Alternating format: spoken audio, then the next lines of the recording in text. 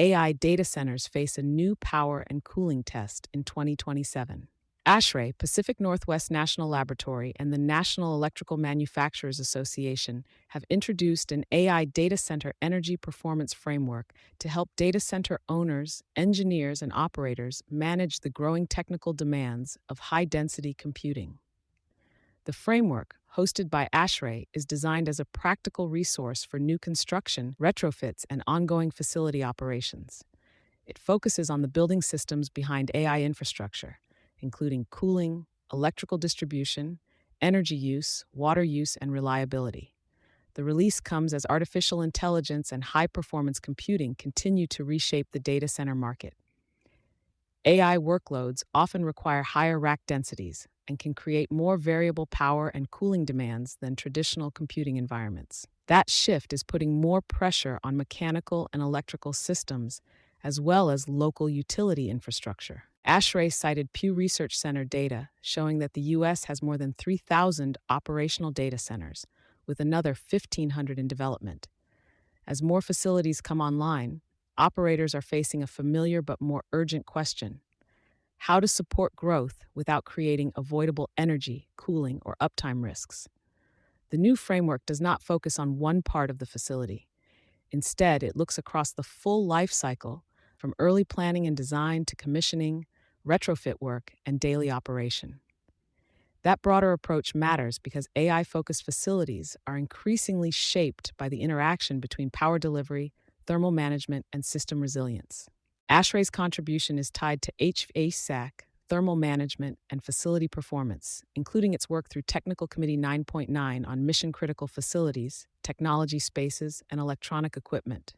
NEMA brings electrical equipment and safety expertise, while PNNL contributed federal energy systems research and helped coordinate the working group. Power and cooling planning can no longer happen in silos. For developers and operators, one of the clearest messages from the framework is that mechanical and electrical planning need to be more closely aligned.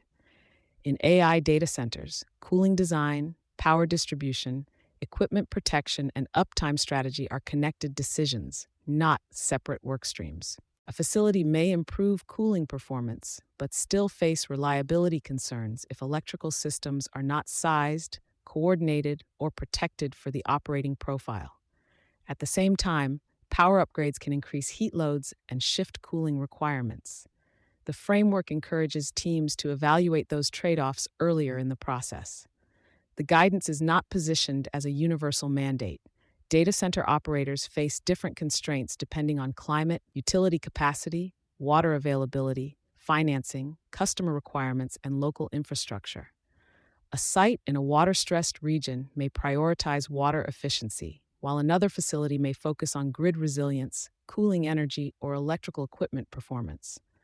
That flexibility may be useful in a market where AI hardware and deployment models continue to change quickly. PNNL has framed the framework as a living online resource, meaning it can be updated as technologies and operating practices evolve. ASHRAE is also planning to continue the discussion at its 2027 Data Center and AI Integration Conference, scheduled for March 3 to 5, 2027, in Dallas. The event is expected to focus on artificial intelligence, infrastructure performance, and system integration. For businesses building, financing, or operating data centers, the framework points to where the market is moving.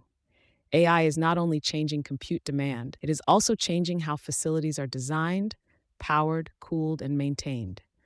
Operators that address those building system challenges early may be better prepared for higher densities, tighter energy constraints, and more complex reliability requirements.